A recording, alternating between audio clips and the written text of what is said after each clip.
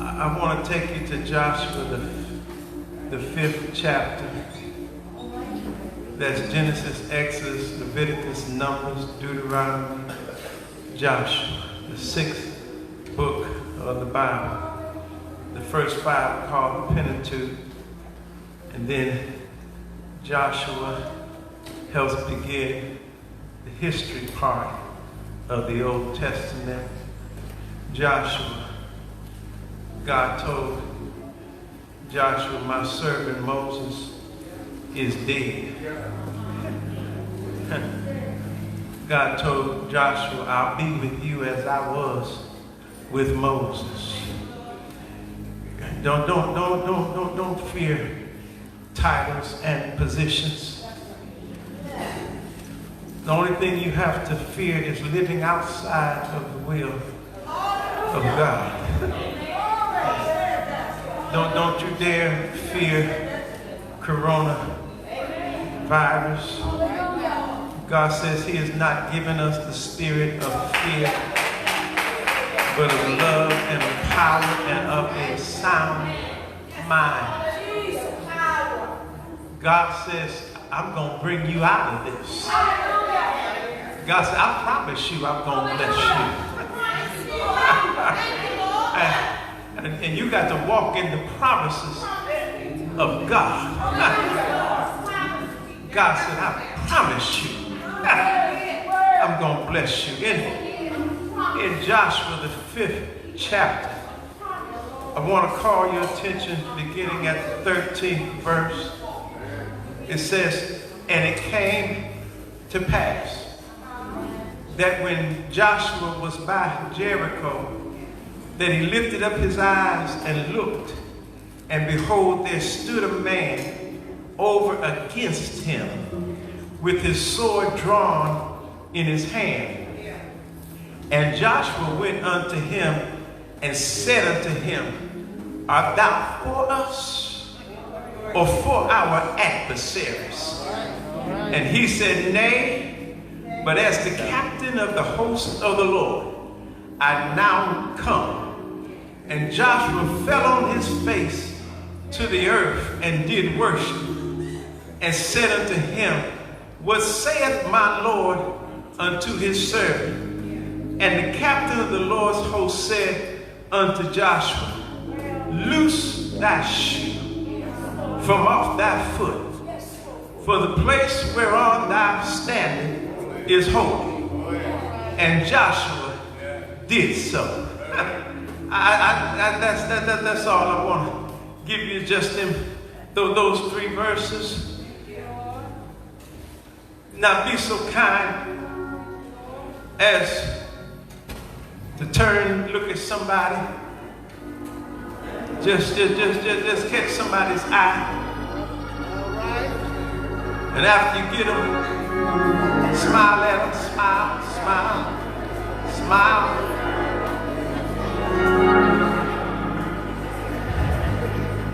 Now repeat after me and say, neighbor, oh neighbor, I am on the Lord's side. Now talk to them like you know what you're talking about. Say, neighbor, oh neighbor, I am on the Lord's side. God bless you. God bless you. You may be seated. I'm on the Lord's side. You know, this is again talking to us about leadership and understanding about leadership. You know, sometimes you can hear too early about what God is going to give you. And then oftentimes we mess it up before we get it. You know, parents, adults, you can't tell kids too early that you might be going to give them an inheritance. So some children can't take that. So some children ain't ready for that. They'll spend it before they get it. And before you know it, what you worked in so hard for is gone before you get cold in the ground. You can't tell everybody what you're going to do. So everybody not ready. That's why God got room full of blessings with your name on it. But he didn't tell you about every room, every blessing he's going to give you because he knew you couldn't handle it at the time. You know, you were still drugging and thugging. You still were drinking and you still were doing what you were doing. You were with this woman this day, this man this day. You was back and forth in between, in church, out of church. Sometimes you feel like a nut, sometimes you don't. You joking with God. You playing on the way to church. You playing on the way back home from church. And you just had a little bit of church because even while you was in church, you were still playing with God. God can't tell you about every blessing because you ain't ready for the blessing.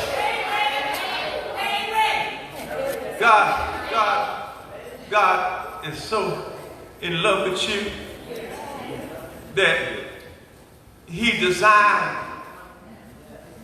things to just fall your way. There's some blessings that just fell your way. You wasn't intelligent enough to earn it or get it.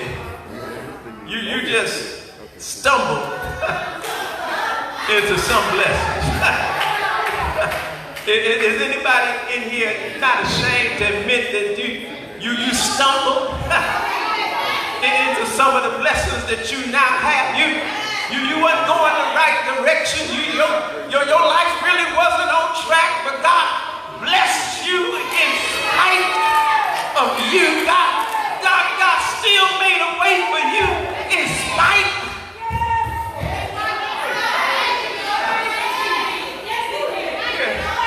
Here Joshua was. He was destined to be next after Moses. But this does not mean Joshua didn't have some problems along the way. Oh, we can mess some stuff up. We can mess up some stuff. We in church, we know when to clap, we know when to stand, we know when to sit, but we can still mess up some stuff in church.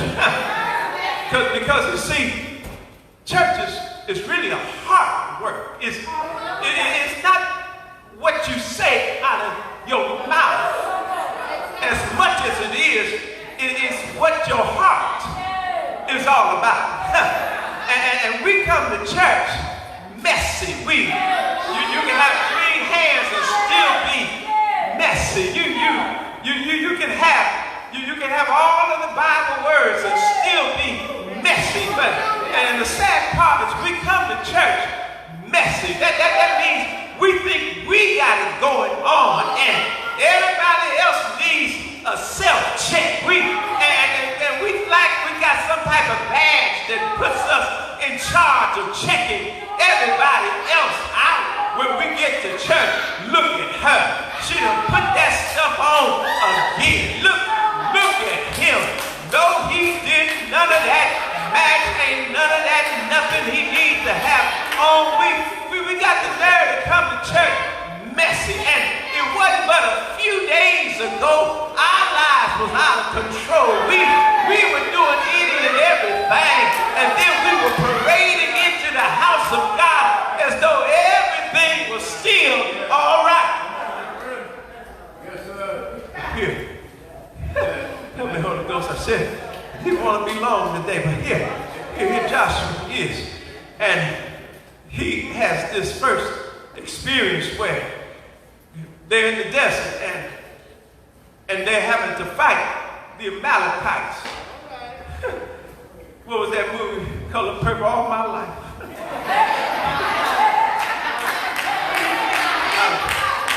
I had to fight.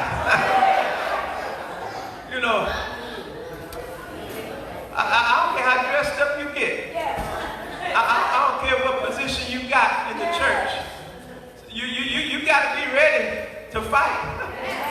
Not everybody is fighters, and you know, really, you know, we shouldn't come to fisticuffs in church, you know, but you know, my mama used to know how to sit you down with her eye.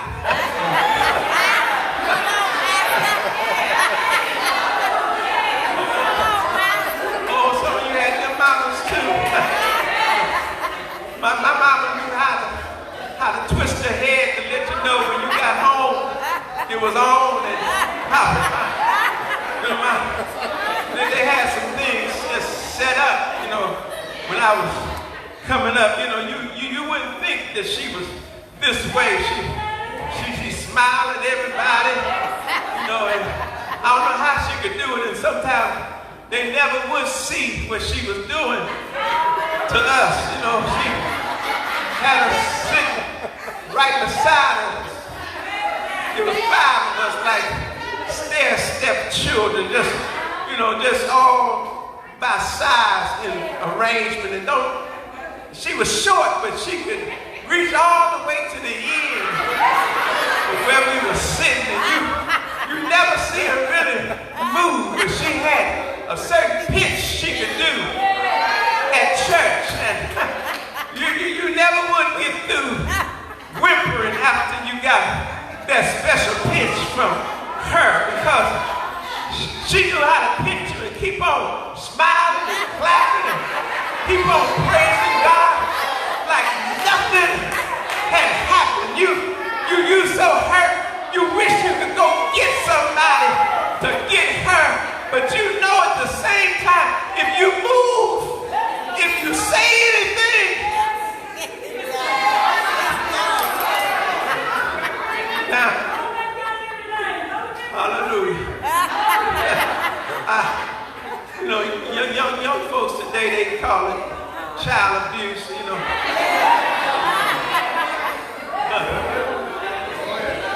But when I was coming up, if you wanted a place to live, you never opened your mouth. You better not tell nobody. Oh, help me, Holy Ghost, you know. So there's some of you who understand about coming to church and had to fight, you know. You know, there was times I had to, you know, step my son outside the door just to remind him of a few things, and then come on back in church and get myself back in the praise and mood and environment, you know. I wasn't as quick as her. She could turn it off and on like a light switch, you know.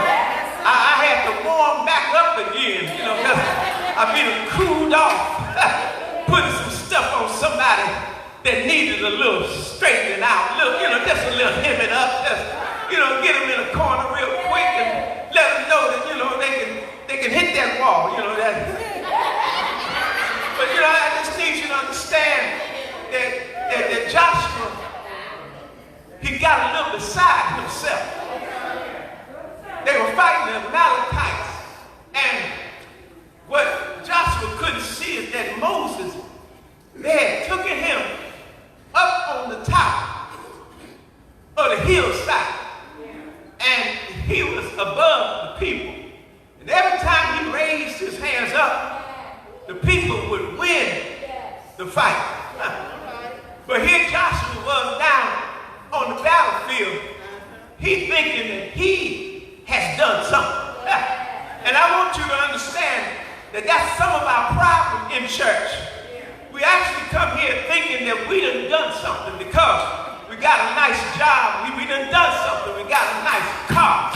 Some of us think we done something because a few folk in church know our name. And, you know, we sound halfway decent when we start lining out a hymn or a song. You know, we may even know how to put a little bit of a prayer together. So we think we done something when really the credit belongs not to us, but somebody was praying for us. Somebody had us on their mind that God was working it out for our good. God was saying, that's my child. Don't touch him. Don't put your hand on him. He might be messing up, but let him mess up. I got something in plan for my child. Now here Joshua was You know, God likes to bless people. Let me break it into two categories. Oh, Lord, help me move. Help me move. Let me break it into two categories real quick. There are some who are procrastinators. So some folk look like they ain't going to do nothing. You tell them something that you like for them to do, they'll tell you, yeah, real quick. But you won't see them move.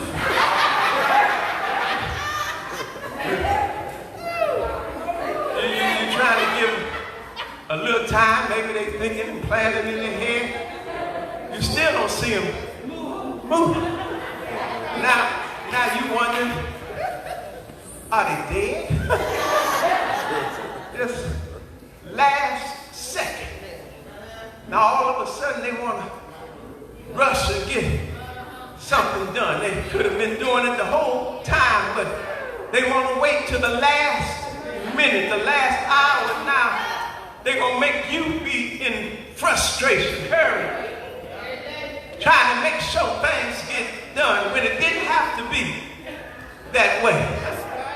Now, other folk in church, you tell them something to do, and before you finish the sentence, they already done jumped off trying to do something. You ain't even got to explaining everything you want done, and they already moving as though they came up with the plan. Now those oftentimes are your fighters. They so quick to get something done, so quick to move. They oftentimes don't have all the plan. They ain't put no prayer. They just getting stuff done. You know, some folks so busy they moving, but they ain't getting nothing really accomplished. Some people got everything all lined out, all planned out, but ain't nobody even willing to do nothing for them. Or maybe you're not. Maybe you don't know them folk. But let me tell you, growing up I had an aunt, Amanda. She lived down in Goodwater, Alabama. She was, on my daddy's side, she was the cook of the family. And when we went down there, he liked to stay with Aunt Amanda. Amanda gonna give everybody something to do when you come in her house. You might be down the road picking weeds, but you're gonna do something when you get to her house. And Aunt Amanda thought everybody was her child. She ain't mind. Looked like she kept a stack of switches in the corner. If you didn't move when Aunt Amanda said move, you know, there was something she called to just tighten you up a little bit. But, you know, she could put something on you so quick till, you know, you hurt and you ain't said hi good. But, you know, it looked like, you know, Daddy never come to the defense, but there was no help in sight. And I just share that because Aunt Amanda was the type of person, you know, if something was wrong, you know, she was quick to address it. What y'all doing down that road? Y'all doing what I told y'all to do? Who that with you? Did I ain't tell them to be over there with y'all? And she on her way down the road to see who it is with you. And whether you ask them to come or not, you in trouble because she didn't put them in her plan. She was the one really you wanted if there was a fight. Because Aunt Amanda was going to get it over with real quick. She came down that road one time and said, baby, who are you? Who your people? And next thing you know, she had hit that child with the switch, told that child to get on to their house, and if they parent had any problems, she pointed back to the house and said, that's where I live, and what is y'all doing? Did y'all stop doing what I told y'all to do? And next thing you know, all of us getting hit and whipped.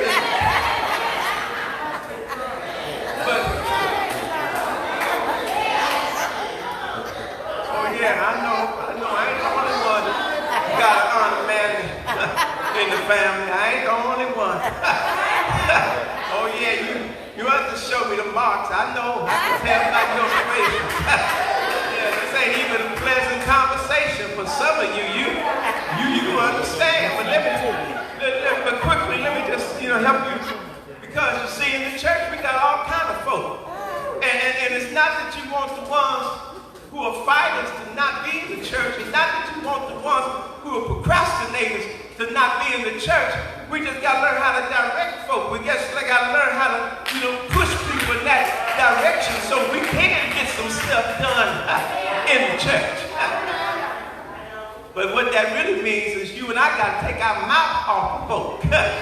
You can't be talking about them and then expect them to do something after you done talked about them and stop them from doing something. You ain't going to do nothing. Let them do something.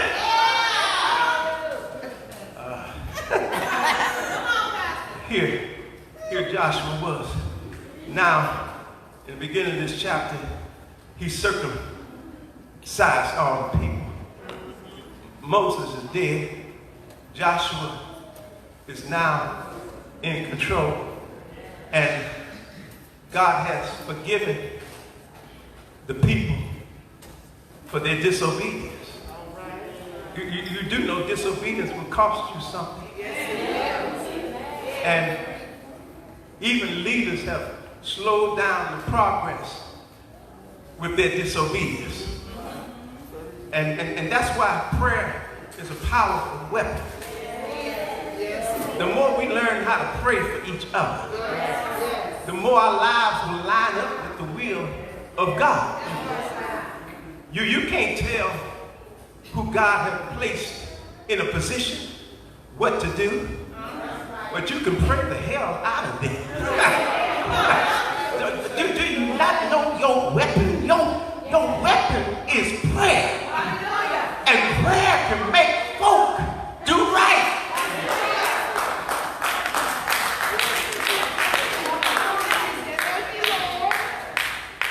Oh, I done lived to see some stuff. I done lived to see God change some folk. I done lived to see God turn folk lives around. If you really look good in the mirror, you're a miracle. You done changed some stuff. Some stuff you used to do, you don't even do no more. God done brought you from a mighty long ways. You're not the same person. The person you used to be used to cuss somebody out and keep on stepping like ain't nothing happened. But thanks be to God. God done took control of your tongue, of your mind, your attitude, and gave you some gratitude, and now you done made a change. You done shifted into another direction.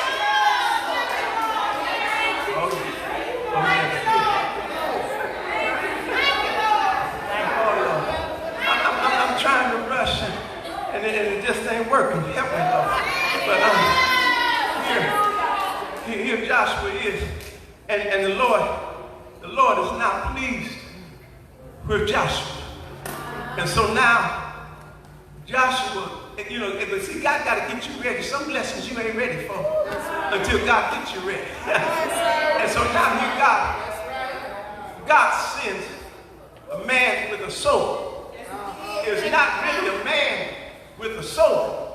He is really dealing with God himself. And when God would manifest himself in the flesh, it was oftentimes his son Jesus working and operating in the flesh. Now here he saw this man with the sword, and out of Joshua jumped the old Joshua. The fight. So now Joshua does not even gather up a few men as a little army. Joshua goes running himself and pulls out his own sword and says, "Who are you? Are you for us or are you for our enemies?" Joshua just jumped out and became the old man. I wonder if anybody in here can admit that sometimes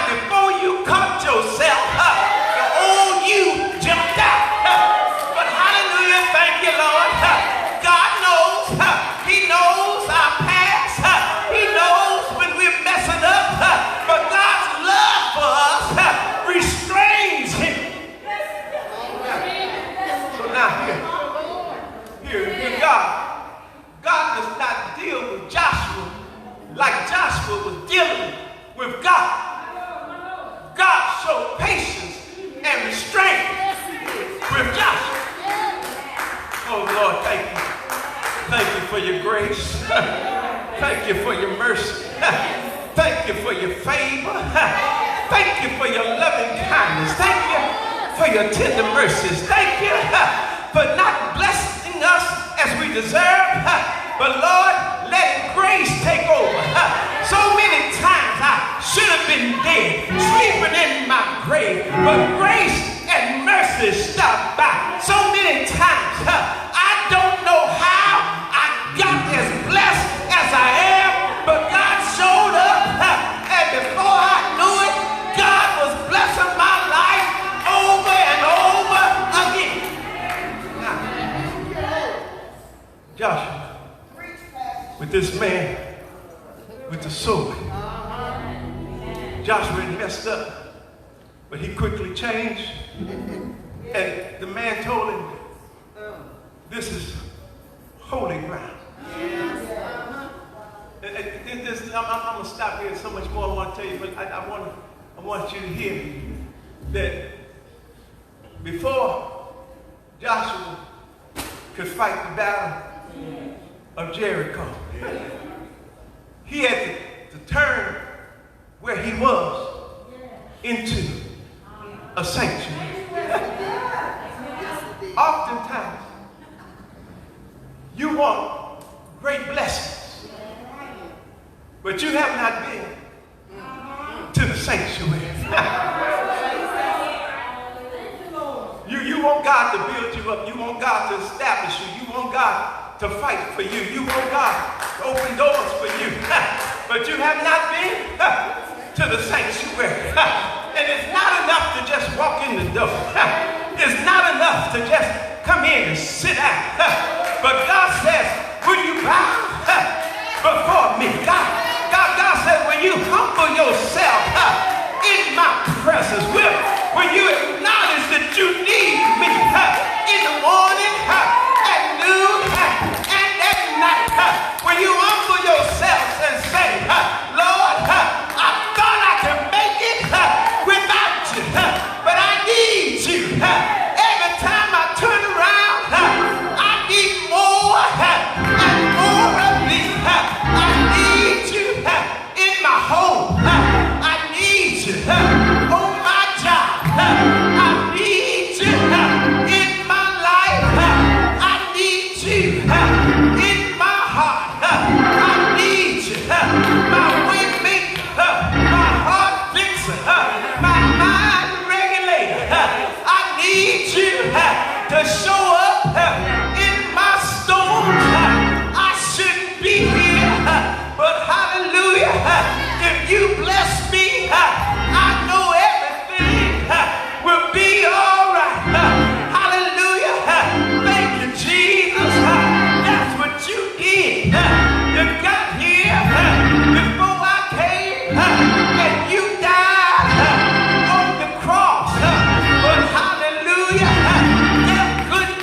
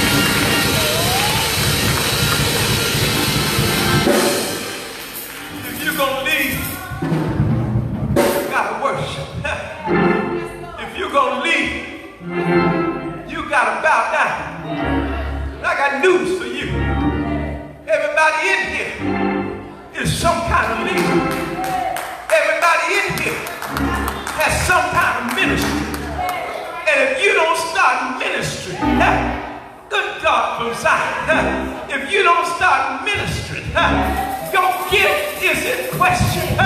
Your ministry is in jeopardy.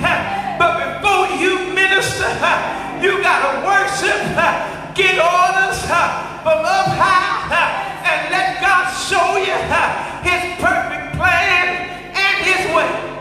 The doors of the church open.